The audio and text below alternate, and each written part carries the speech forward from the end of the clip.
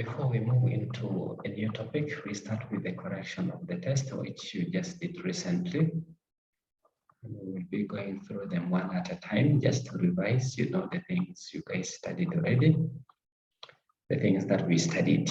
And so later, we will move on to a new topic. So the first question to be corrected here is that we calculate the following without the use of a calculator. So we have to find the value of question 1, 165, take away 100, all right? So what do we get from that? Well, 165 take away 100, that is question 1. Let's write it down. Question 1 is about calculating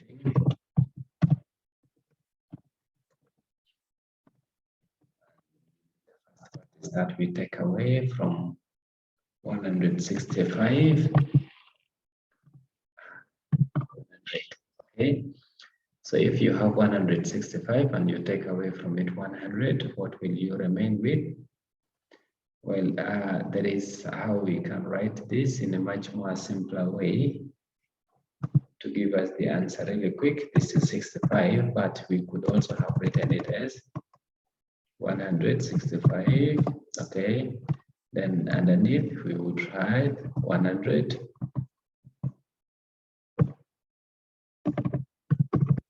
Like that. Then you notice that when you take 0 from 5, you remain with 5. And when you take 0 from 6, you remain with 6. But now when you take 1 from 1, you remain with nothing. And so the only thing left is what? 65. So that's a quick one. Now the next question is 1.what? Is 1.2. So 1.2, what are we supposed to do? Well, we are supposed to calculate from 700, we take away 300. Okay, so for example, think of the things that you use every day. If you have 700 rands and you're supposed to take away from it 300 rand, what are you going to be left with? Well, 700 rands, take away 300, gives us a value of 400. Then in the next question, which is 1.3, what we are supposed to do is to add up. What are we adding? Well, to 765, we are supposed to add 123.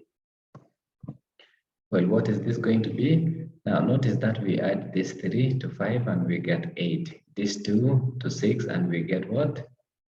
And we get 8 also. And then this 1 to 7 we get 8. So what we get in total is 888. Then now for 1.4, we are supposed to add 723. 723. What are we supposed to add? Well, we are supposed to add the value of 385. Yes. And when we add 385 to 723, the last numbers first, the 5 will add to 3 and we get 8. This 8 will add to 2 and we get 10. We write 0, we carry 1. This 3 will add to 7 to give us 10. When we add the other one, we get 11. So that is going to be 11. That is 1,108. Then now the next thing is for us to calculate the value of, well, the value of 230 divided by what? Divided by 100. Now, to calculate this, we divide the whole of this, rather, 230 by 100. Notice that we have 2 zeros here, so that means we can move 2 places to the left, and this will give us 2.3 as our answer. Now, away from that, we can go to question 2, which is about things like speed and distance like that. So question 2 about speed. What do we want to deal with? Well, speed has been given here as what? Distance divided by time. And so we are supposed to use this formula here, the distance divided by time, for us to what? To calculate the speed. And so how do we get to this? And how do we get out of this crisis? Well, to handle this, we want to go to question 2.1. And in question 2.1, we are supposed to approximate how far, which is distance, did the motorist travel in 1 hour. So they say the motorist covers a distance of 360, that is distance of 360 kilometers in what? In 4 hours. That means we can determine the speed, not so. So yes, let's use this formula here of speed to determine the current speed of what? Of this motorist. So right away,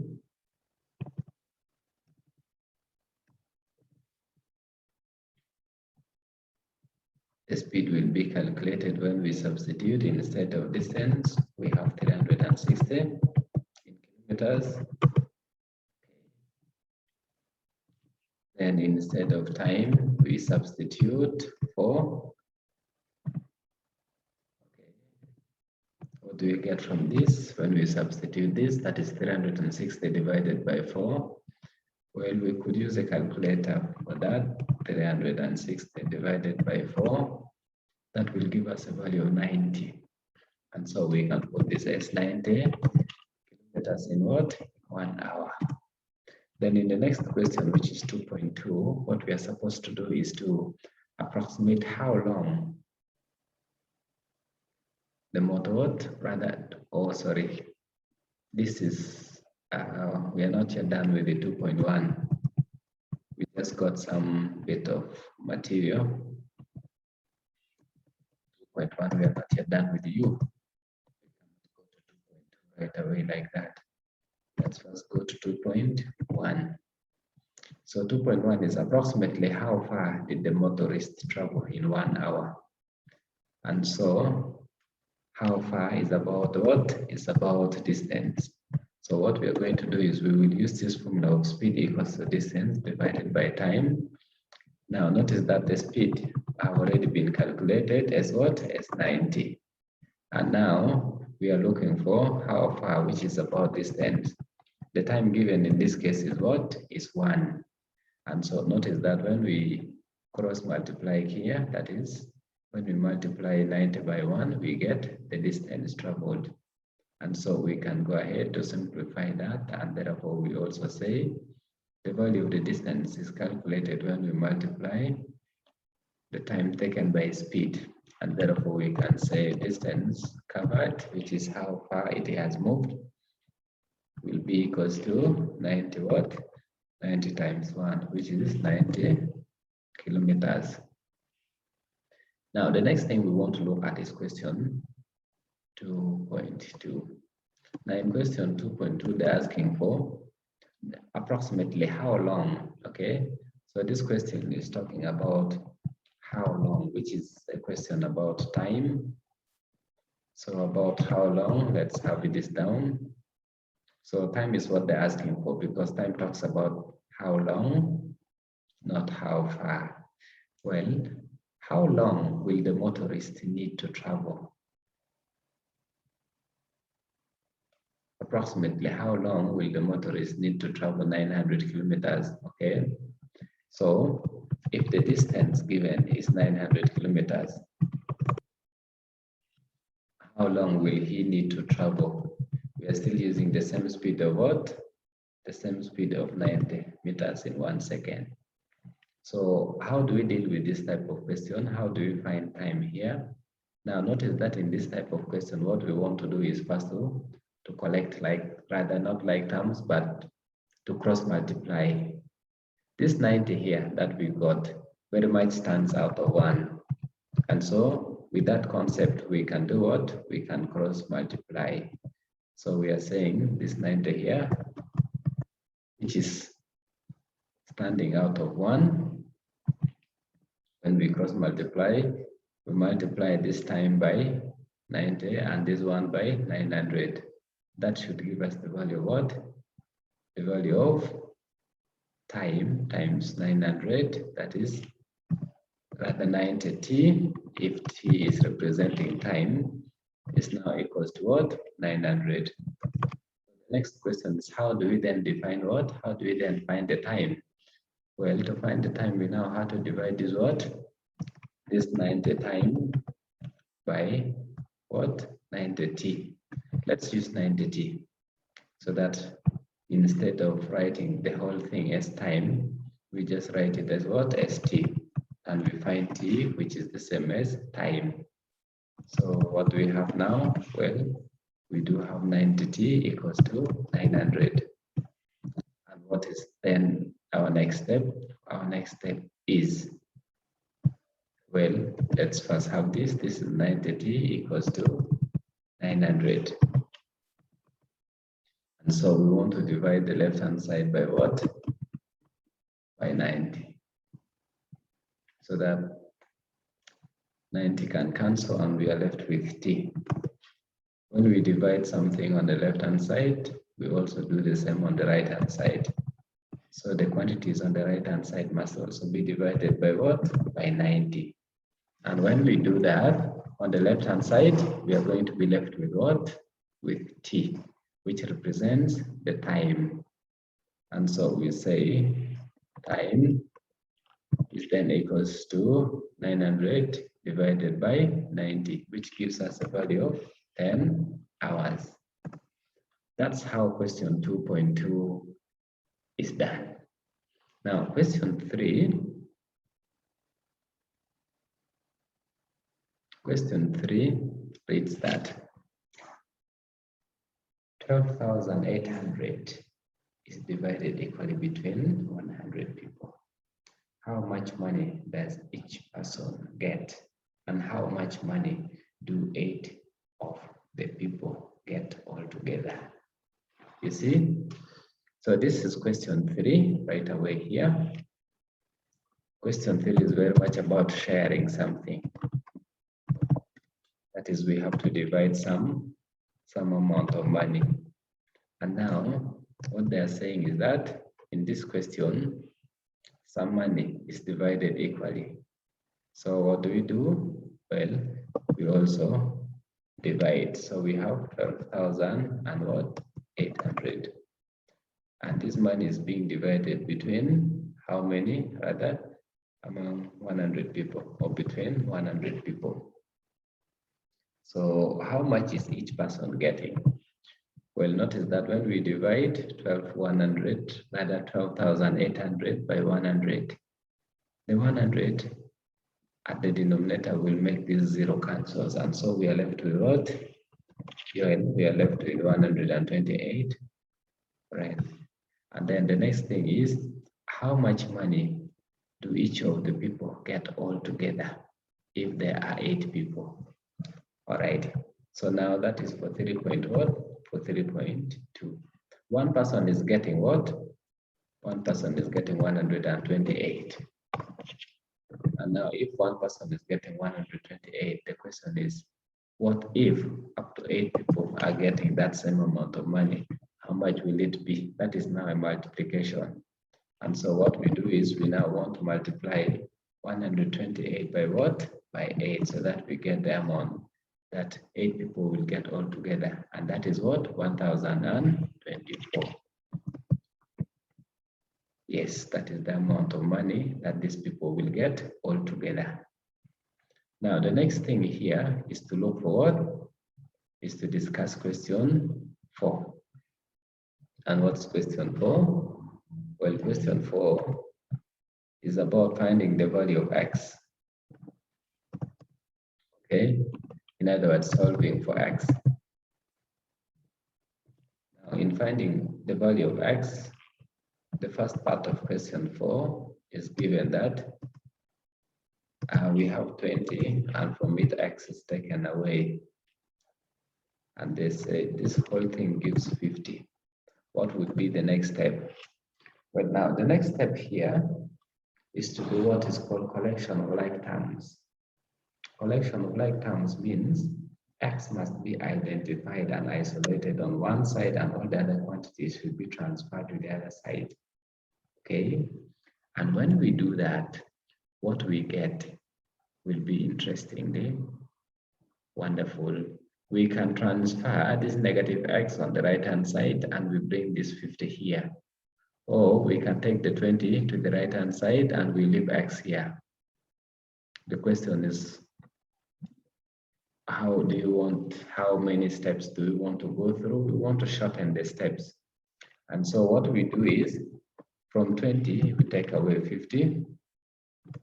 And when we do that, we will also transfer X to the right-hand side.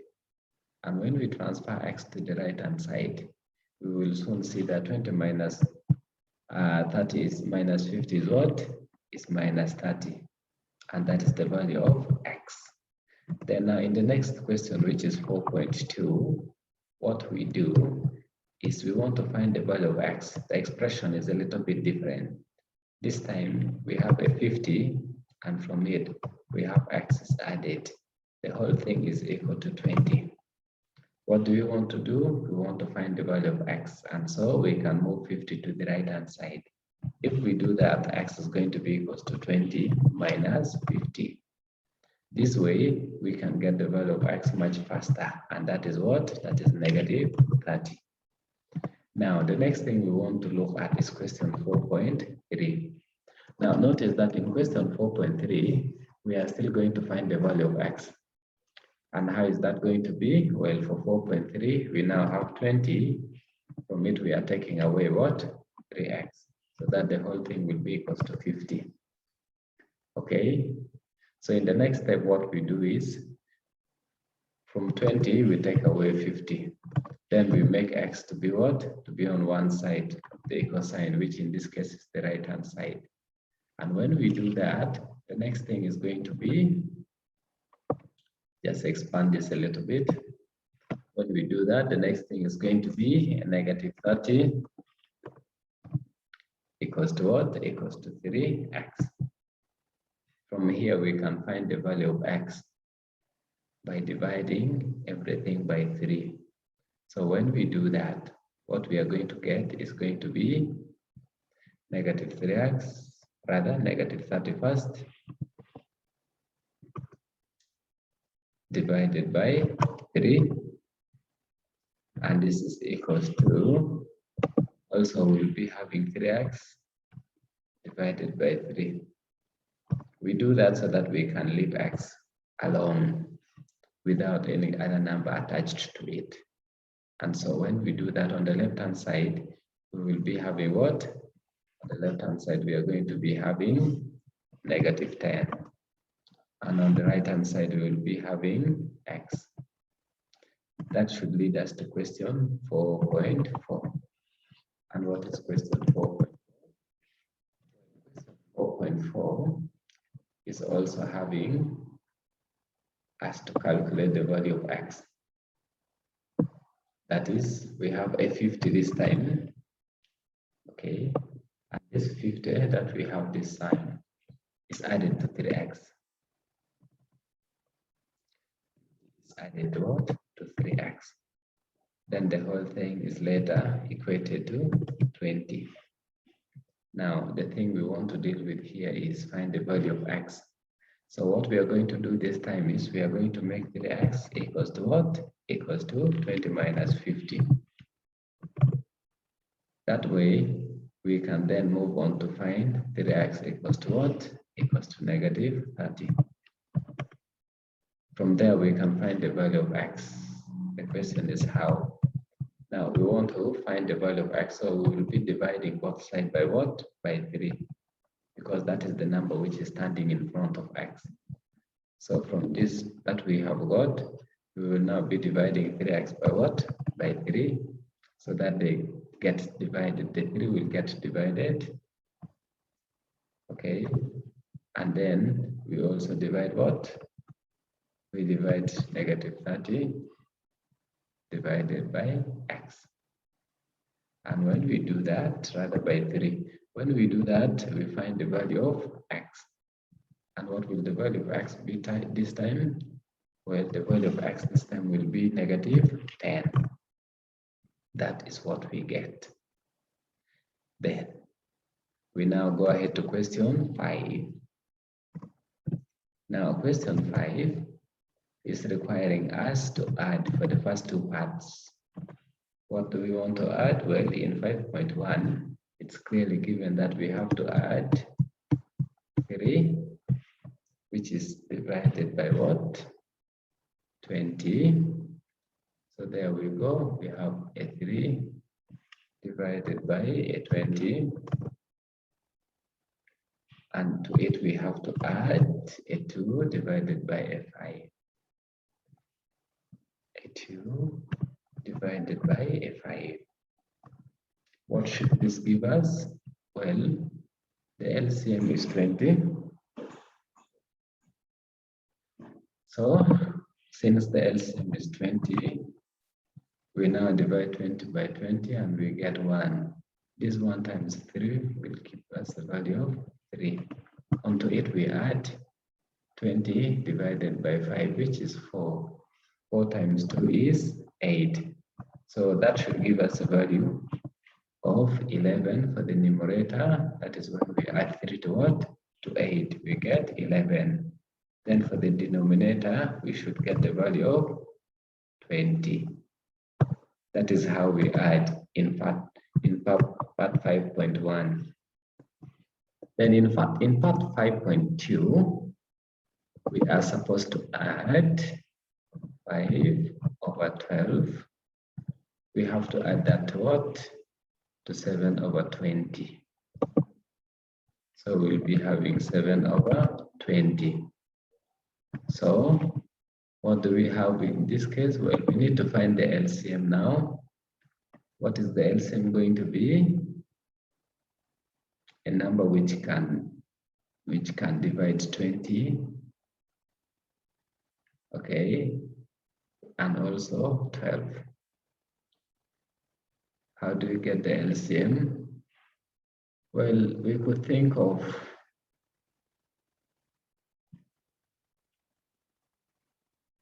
multiplying this, but multiplying it will not be the best option for us. Well, let's just multiplying 12 by 20. When we multiply 12 by 20, what we get is 240. And so we write this as 240 for the LCM denominator. Then when we divide 240 by 12, we get 20. 20 times 5 will give us the value of 100. Notice also that when we divide 240 by 20, we get 12. Now, when we have 12 and we use it to multiply 7, what we get is 84. And so, now that we have completed with the numerator, the next thing is for us to do what? To simplify. Now, simplifying this, when we add 100 to 84, we get 184. Then now, divided by 200 and what? And 40.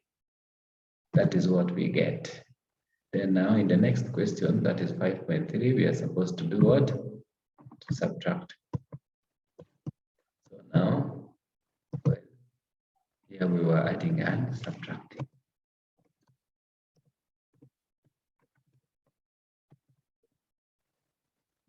So we have to subtract in what? In question 5, part 3. What are we subtracting? Well, from 3 out of 20, rather 13 out of 20, we are subtracting 2 out of 5.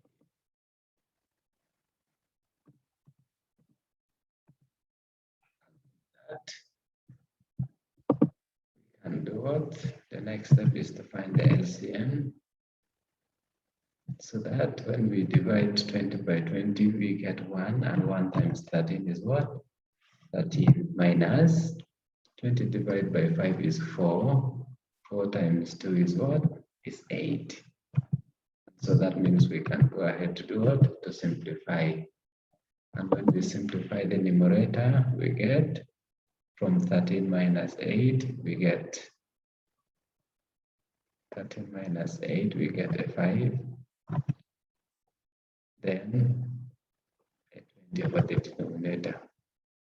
Notice that this one can also be reduced to what? To 5 out of, rather, 1 out of 5. Because 5 can be divided by 5, rather 1 out of 4. How? Because 5 can be divided by 5. And 20 can also be what? Can also be divided by 5.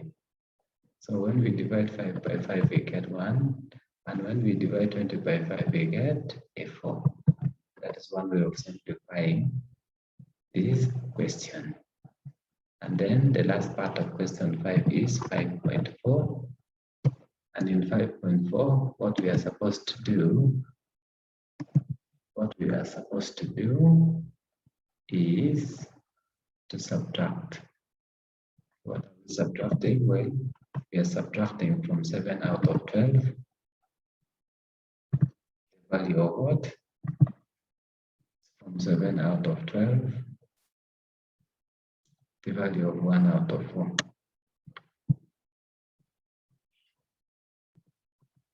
Yes. And now, since the LCM is 12, what we will then do in the next step is to put that 12 as the LCM. Then now 12 divided by 12 is 1. 1 times 7 is 7. So we'll be having 7 minus. Then now we have 12 divided by 4, which is 3. 3 times 1 is what? Is 3. So you see that this quantity will then reduce to what? This quantity will then reduce to 4 out of 12. And so when we reduce to 4 out of 12, that is going to be our answer. Unless you want to reduce this. Why? Because 4 can be divided by 4 and 12 can also be divided by 4. And when we do that, what we then get in the next step is going to be 1 for the numerator and 3 for the denominator. That is how we do question 5. Then the next question is question 6.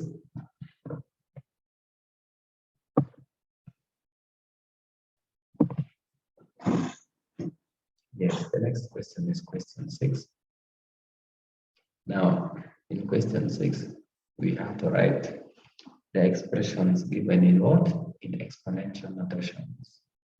So in exponential notations, that is 6 exponential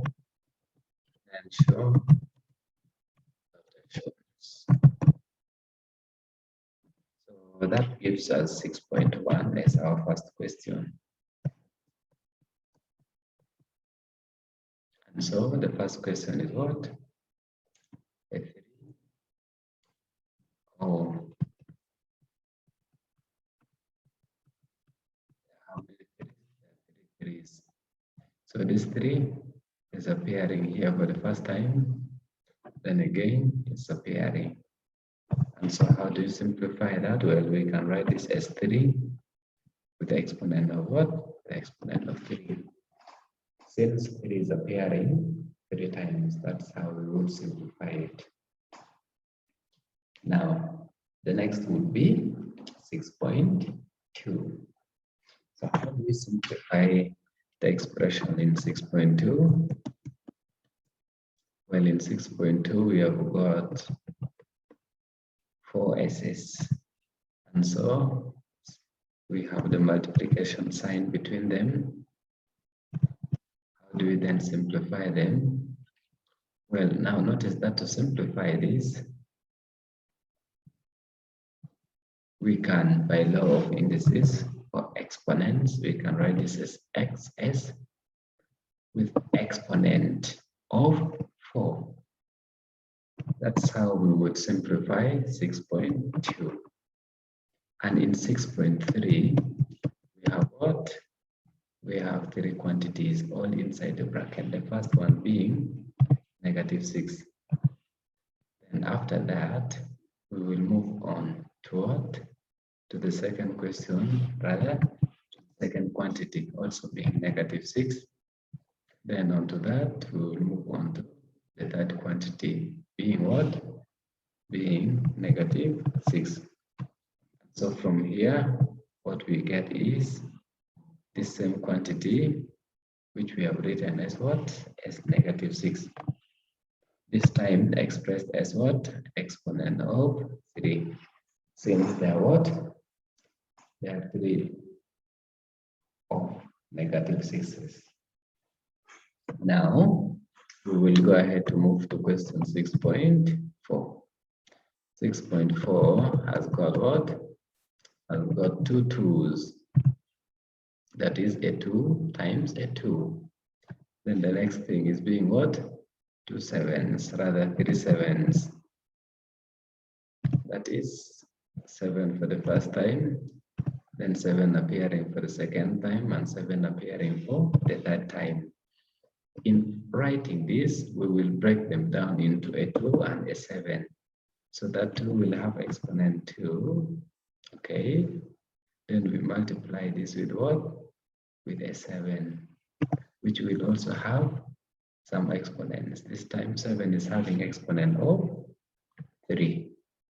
Yes, that is how we will do question 6.4. Now for question 6.5, all right, we don't have 6.5. Instead we do what? We have question 7. Question 7 is asking us to do what? To expand. So in question 7, we want to do what? We want to expand. And now because we want to expand, we will start with 7.1. What are we expanding in 7.1? We are expanding 3 with the exponent 2. Well, what is 3 exponent 2? 3 exponent 2 is 3 times 3. That is how we expand 7.1. Now for 7.2, what we want to do is we want to expand 6.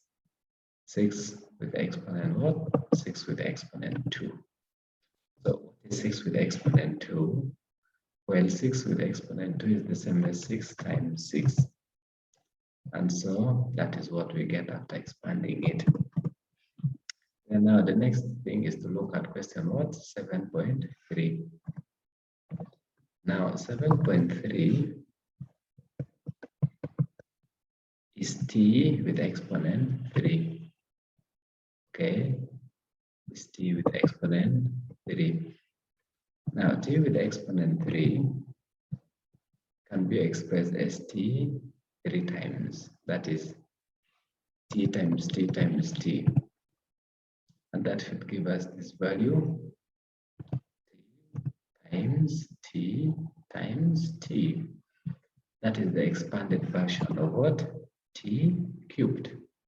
Then the next question is 7.4. Now question 7.4 is having a 5, which is what? Having a 5, which is raised to the exponent of 2. Then letter A, which is raised to the exponent of what? Letter A, which is raised to the exponent of 3. So what do we get from this? Well, 5 with the exponent 2 can be written as 5 times 5. Okay. Then A exponent 3 can be written as A times A times another A. That is A appearing 3 times. Then for question 7.5, question 7.5, we have 4b with the exponent 3. So what is this going to be? Well, we can write this as 4 times b for the first time, then times b for the second time, then times b for the third time. And that forms the solution to question 7.5. Now notice that in expanding, we use the law, which states that in expansion, we use a law which states that if you have a number a with exponent n, and it's used to multiply another number, which is say a, but this time with a different exponent, like m, then you could go ahead to simplify this question, and that means you will have a with the exponent of a, rather n plus m. Yes, that's how it is simplified. We add what? The exponent. Now notice that this one is true also when you are doing what? When you are adding. So this exponential, this quantity works for question 6 and also question 5. So we would have this appearing both in question 6 and question 5. So that's how we handle this question, and this has been our test, or the correction for the test, starting with the question 1 up to when? Up to the last question. Now the next thing that we will be looking at, possibly in the next lesson, is going to be a new topic. We will then have to choose one new topic now that the test is done, and from that one new topic we will move on so that we begin to, learn and start preparing for another test, which will be based on the new topic. But at least you need to have understood what these questions which appeared in the first test. And that way, when everything is done, we can move on to the next topic.